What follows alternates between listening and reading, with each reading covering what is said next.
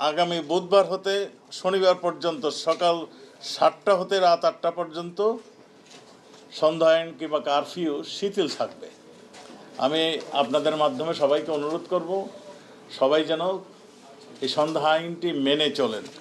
তাদের নিজেদেরই স্বার্থে আমরা আমাদের নিরাপত্তা বাহিনী যত তাড়াতাড়ি স্বাভাবিক অবস্থা ডিক্লেয়ার করতে পারবে, তাদের সাজেশন দিবে, ততই আমরা মনে হয় আমাদের দেশ মানে স্বাভাবিক অবস্থায় আমরা ফিরিয়ে নিয়ে আসতে পারব। সকাল 7টা হতে রাত 8টা পর্যন্ত থাকবে, মানে এইটুক শিথিল থাকবে, আর বাকি সময় সন্ধ্যা আইন জারি থাকবে।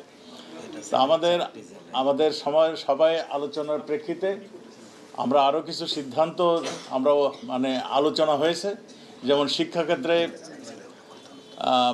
শিক্ষামন্ত্রী মহোদয় এখানে আছেন, তিনি এখন সিদ্ধান্ত নেবেন কবে থেকে প্রাইমারি স্কুল খুলবেন, কবে থেকে মাধ্যমিক স্কুলগুলি খুলবেন, কবে কলেজ এবং ইউনিভার্সিটি পর্যায়ক্রমে তিনি খুলবেন, সেটার সিদ্ধান্ত উনি দেবেন। আমাদের আইসিটি প্রতিমন্ত্রী মানে কবে থেকে মানে ইন্টারনেট চালু করবেন, সেটার সিদ্ধান্ত তিনি তার টেকনিক্যাল অবস্থা অবজার্ভ করে এবং তার যে মানে যে অসুবিধাগুলি আছে সেইগুলি শেষ করে কিংবা কবে থেকে দিতে পারবেন সেগুলো তিনি সঠিক সিদ্ধান্ত তিনি দেবেন। আমাদের তথ্য মন্ত্রী মহোদয় এখানে আছেন, তিনিও সিদ্ধান্ত নিয়েছেন যেগুলো আমাদের অপপ্রচার হচ্ছে, সব জায়গায় অপপ্রচার হচ্ছে, সোশ্যাল মিডিয়াতে বিভিন্ন জায়গায় যে সমস্ত অপপ্রচার হচ্ছে, সেই অপপ্রচারগুলো বন্ধ করার জন্য এইগুলোকে যাতে সঠিক নিউজটা, সে আমাদের পররাষ্ট্রমন্ত্রী এখানে ছিলেন না, তার মানে আমাদের সিনিয়র সচিব এখানে ছিলেন, তিনিও বিভিন্ন রাষ্ট্রে কিভাবে আমাদের সঠিক নিউজটা যাতে যায়, এই আন্দোলন কারা করেছেন, কারা এই আন্দোলনকারীদের ব্যবহার করেছেন, সেটাও তো মানে এখানে দীর্ঘ আলোচনা হয়েছে। আপনারা সবাই লক্ষ্য করেছেন যে ছাত্রদের আন্দোলন যারা শুরু করেন, তখন একটা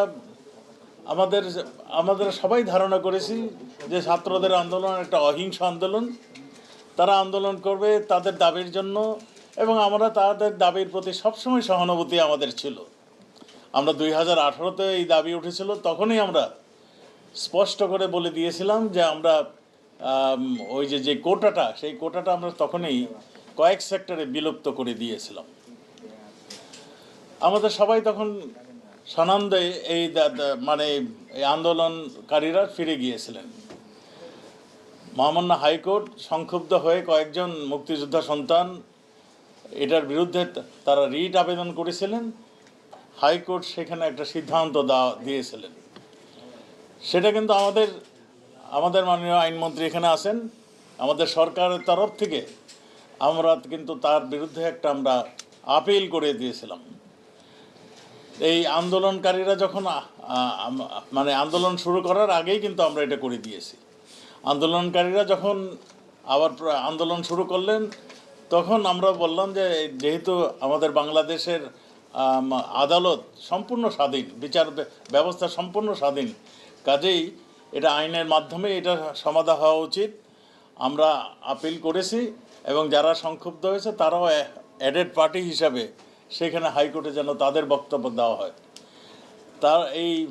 তারা সেই জায়গায় না যেয়ে তারা আন্দোলনেই রয়ে গেলেন। তা আমরা আমাদের মহামান্য বিচারপতি এই